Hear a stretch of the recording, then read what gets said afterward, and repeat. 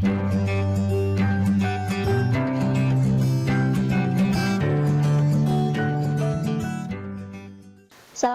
warahmatullahi wabarakatuh. Bertemu lagi dengan saya Rofiatul Huda dalam pertemuan ketiga. Pertemuan kali ini kita akan belajar bab 3, yakni tentang menasehati dengan santun.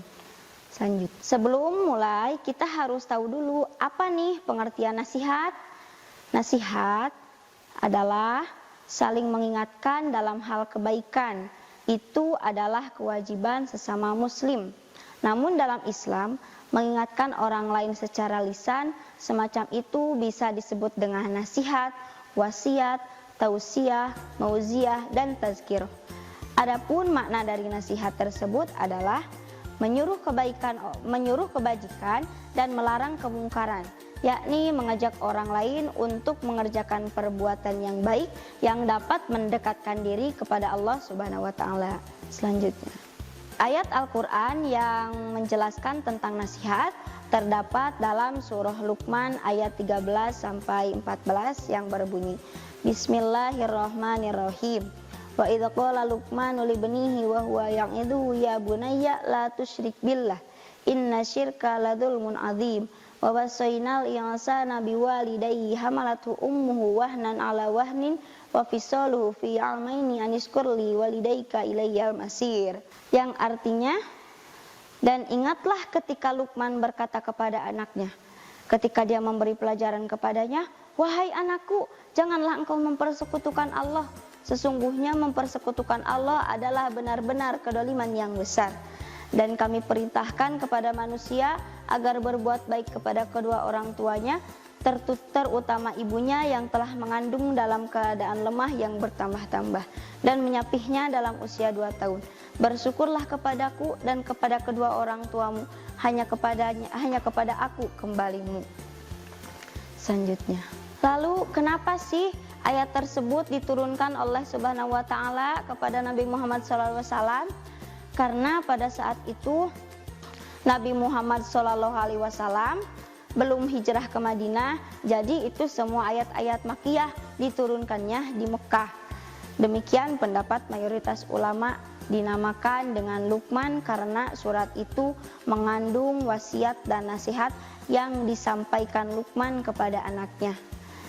Nah, sebab turunnya bahwasanya para musafir berpendapat ayat ini turun terhadap permasalahan Sa'ad bin Abi Waqqas tatkala dirinya memeluk Islam, lalu ibunya mengatakan padanya, wahai Sa'ad, telah sampai informasi kepadaku bahwasanya engkau telah condong, telah memeluk agama Muhammad. Demi Allah Subhanahu wa taala, aku tidak akan berteduh dari teriknya matahari dan angin yang berhembus.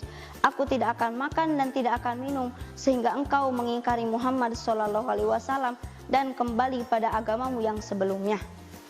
Siapa sih Sa'ad itu? Sa'ad itu adalah anak lelaki yang paling dicintai oleh ibunya. Tapi Sa'ad waktu itu enggan kembali kepada agamanya, dan ibunya menjalani itu semua selama 3 hari dalam keadaan tidak makan, tidak minum, serta tidak berteduh, sehingga Sa'ad pun mengkhawatirkan ibunya tersebut. Lalu Sa'ad datang menemui Nabi Muhammad SAW dan mengadukan sikap ibunya kepada Nabi Muhammad SAW. Maka turunlah ayat ini dari Allah Subhanahu wa taala kepada Nabi Muhammad SAW. Selanjutnya, lalu apa sih isi kandungan yang terdapat dalam ayat tersebut? Isi kandungan dari surah Luqman ayat tersebut ialah kita sebagai umat manusia haruslah senantiasa mentauhidkan Allah Subhanahu wa taala dan senantiasa menjauhi perbuatan yang menyekutukan Allah Subhanahu wa taala. Selain itu, kita sebagai manusia juga diminta untuk memenuhi hak-hak kedua orang tua kita yang telah susah payah merawat kita dari janin hingga saat ini. Selanjutnya, sikap yang mencerminkan dari ayat tersebut ialah yang pertama, nasihat harus dituturkan dengan kata-kata yang santun. Sebab apa? Dengan kata-kata yang santun, orang lain akan mudah mendengarkan. Yang kedua, kita harus meneladani ketulusan Luqman dalam membina generasi penerus. Yang ketiga, harus menjadikan rumah sebagai tempat menanamkan nilai-nilai akhlakul karimah, sebab ada pepatah bahwasanya rumah adalah madrasah pertama bagi anak-anak kita. Lalu yang keempat, ketika menyampaikan nasihat dimulailah dengan materi tauhid, misalkan dengan bismillah, alhamdulillah. Lalu selalu bersyukur kepada Allah Subhanahu wa taala dalam kondisi apapun. Yang selanjutnya, harus berterima kasih kepada orang tua karena telah merawat kita dari bayi hingga sekarang dan segala pengorbanan yang beliau korbankan untuk kita. Lalu selanjutnya, harus berbuat baik kepada orang tua, tidak boleh durhaka kepada orang tua. Dan yang keempat, harus berusaha menjadi orang yang patut diteladani. Yang selanjutnya, harus siap menerima nasihat dari siapapun dan kapanpun. Yang terakhir, harus menjauhi perilaku syirik. Lalu apa sih hikmahnya dan manfaat dari nasihat?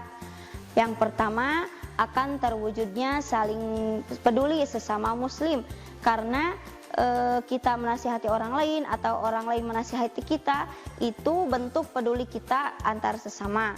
Yang kedua, harus terbiasa berlapang dada ketika mendapat nasihat. Harus terbiasa mendapat nasihat dari orang lain. Ketika kita mendapat orang lain, kita harus berlapang dada, harus bisa menerima. Jangan ego sendiri ya. Yang ketiga, harus terbiasa bersikap, bertutur kata, dan perilaku santun terhadap orang lain, maupun itu sesama, atau atasan, atau bawahan, harus selalu terbiasa bersikap santun. Yang keempat, harus terbiasa bersikap toleran ketika melihat perbedaan. Yang kelima, terwujudnya lingkungan yang jauh dari kemaksiatan. Dan yang terakhir, terwujudnya ketentraman dan kedamaian dalam kehidupan bermasyarakat. Sekian materi kali ini, semoga ada manfaatnya. Assalamualaikum warahmatullahi wabarakatuh. Kunjungi sosial media lainnya seperti website kami di pkbmalfata.com, Facebook PKB Malfata Mananjaya, Instagram PKB Malfata _official. Dan terima kasih telah klik video ini. Jangan lupa like, comment, share, and subscribe untuk menunjukkan dukungan kamu terhadap channel ini. Enjoy the video PKB Malfata.